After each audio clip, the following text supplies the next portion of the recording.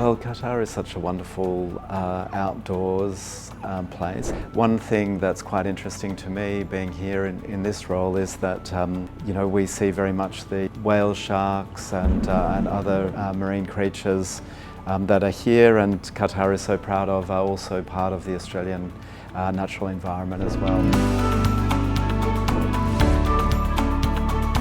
अस्सलाम वालेकुम वरहमतुल्लाहि वबरकातुहू। मैं हूँ नाजिया और ambassador of the month series के इस कमाल के एपिसोड के साथ हम मौजूद हैं ऑस्ट्रेलियन एम्बेसी में and we are fortunate enough to connect with the ambassador of Australia to Qatar, his excellency Shane Flanagan. So first of all, welcome, and I hope you are doing well. How are you doing? Well, thank you, Fazia. It's lovely to see you again, and welcome to the Australian Embassy. It's great to be part of your program. Pleasure. Was there any defining moment that actually sets you for this path to pursue your career in diplomacy? Oh, that's a great question. Well, I'd always been very interested in international relations, and I think it was something that happened gradually while I was at university, and I was studying in Canberra at the Australian National University. And so I think during that period of time I became interested. Okay, now coming to some economic relationship. So how would you like to describe the economic relationship of the two countries, Australia and Qatar? And also, what are those key areas or the sectors where you think they have the potential for growth? It's an area of our engagement that has enormous mutual benefits. So commercial engagement is quite positive. It's been growing strongly in terms of trade. So the bilateral trade in both goods and services was more than 3 billion Australian dollars last year, and that was a 10% increase on the year before. In terms of goods, that is more than 1.4 billion Australian dollars per year, and it's many of the things that you would come to see if you visit the supermarket. So the very high quality and famous Australian Aussie beef and lamb, produce, honey. If we're looking at services, of course, professional services, so engineering services, aviation. So it really is a mutually beneficial commercial engagement that we have with Qatar. Right. I think that there's one of the area called tourism. It has the potential and the opportunity to enhance in the times to come. So what initiative Australian Embassy is undertaking to promote the tourism from Qatar to Australia? Well, we very much welcome any Qataris and other people who would wish to visit Australia, and Australia is a great tourism destination. It's such a vast country, so there are many different things to appeal to anybody. We know that the Gold Coast and the beautiful beaches there are very popular with Qatari visitors. Sydney is one of the world's most stunning cities. And then there's the Australian outback. If the desert environment is something that people are particularly interested in, there's huge areas of desert landscapes to enjoy in Australia as well. So we try to promote Australia using our social media channels, and we're always keen to encourage as many people to visit Australia as possible. A lot of people like to go for particular events, whether they be sporting events or cultural events, and so whatever it is that takes you to Australia, we just encourage people that they really must visit at least once if they have the opportunity. Wow, very well said. Okay, with the increasing demand for the quality education, what Australian governments are taking steps in order to attract Qatari students, and Your Excellency, can you little elaborate on the students' visa process as well? The students, one of the great benefits of being the Australian ambassador here in Qatar is I have the opportunity to meet with so many alumni of Australian universities, Qatari alumni, and I've met many of them. They have really described what a transformative experience it was for them, and how it really helped in terms of that Australian access to an Australian education, in terms of the skills that have really helped them to develop their careers. So we think Australia has a lot to offer from an international education perspective. wonderful universities, a safe environment, a very open and multicultural society. So it's very heartening to hear when people have great experiences, and it really adds to the skills that they need to take their education forward. Mm-hmm. We know that it's not always the case that people have the freedom to study in Australia. So we've also been talking to Australian university delegations who are interested in establishing a transnational education partnership here with Qatari partners to deliver Australian education locally here in Qatar. So that's something that we're still working on at the moment, but it's an exciting new possibility as well in the area of education. Your Excellency, how is Australian government working to actually encourage the investors and especially to attract Qatari investors? There are both a sort of a political level and technical aspect to this question. So at the political level, we were very honoured as Australian government to receive a visit to Australia in August by His Excellency Sheikh Mohammed, Prime Minister of Qatar.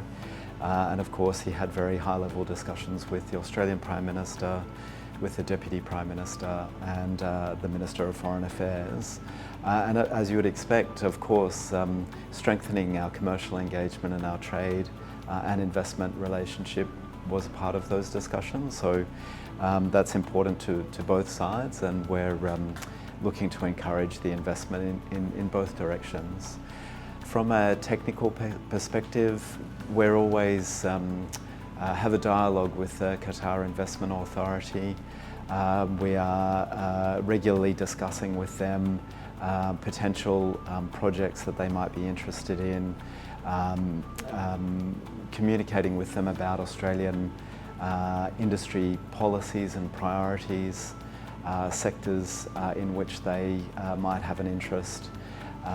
So I would probably say that they're the main ways in which we engage on this issue. But of course, we would very much like to expand the flows of investment in both directions. Okay, given the global focus on the word sustainability, so what collaborative efforts are being made from both the sides, and especially in the areas like renewable energy and environmental conservation?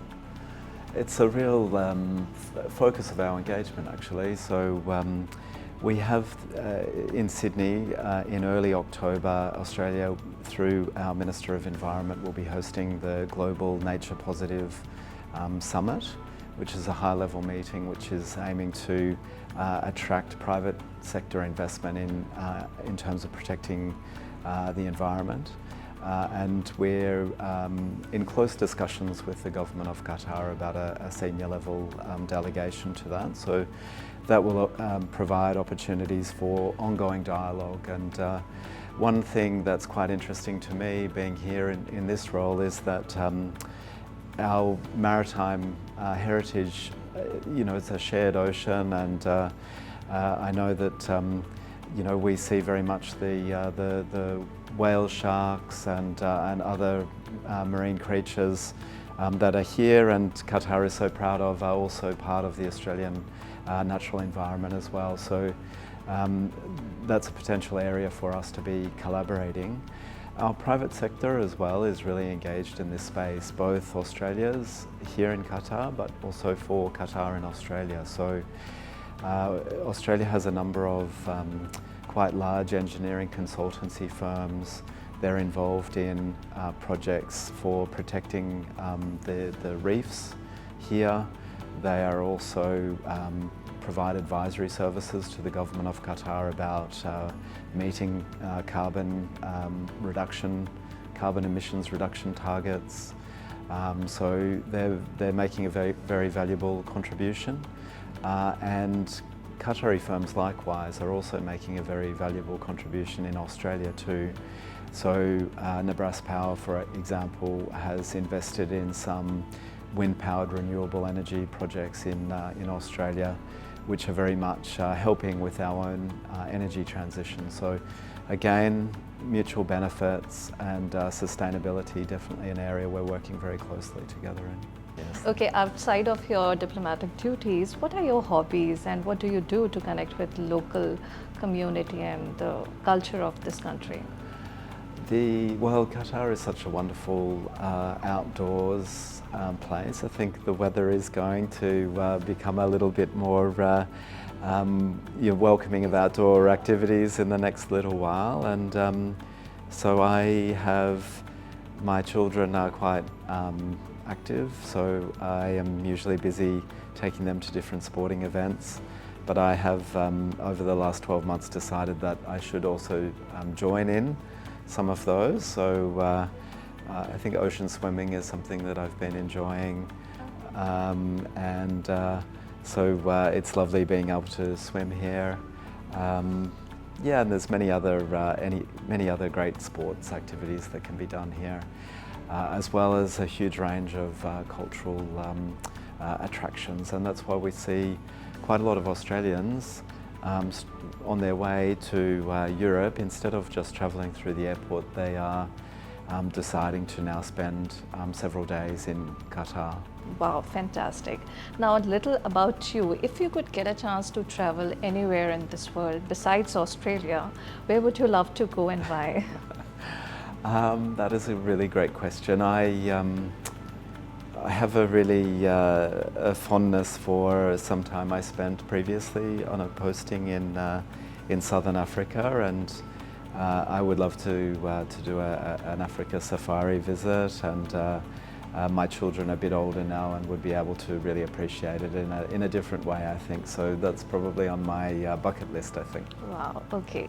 So I know you are pretty busy with so many things. So do you get time to watch any movie or a podcast, or is there any book which actually has, shaped your approach of work? I read a lot as part of this role. So when I'm reading for leisure, I like to, it's usually something more along fiction lines. So that's how I like to relax. Any advice for all the youngsters who wanted to pursue their career in the same field, diplomacy? I think that I'm really inspired by young people, and I think never fail to be so impressive in terms of their own sort of how engaged they are with big global challenges, and so I would definitely be very encouraging for them. I think of course it is helpful to pursue their education, but let them sort of take that in the direction that they're most interested in, and follow things that they're most passionate about. And I think with that sort of approach, then the opportunities will really come for them. Thank you so much, Your Excellency, for your valuable time, for sharing valuable insight, your generosity, your openness. I really look forward to connect with you in future. Thank you once again. Thanks, Fazia. It's been really lovely talking to you, and I wish all of your listeners all the very best.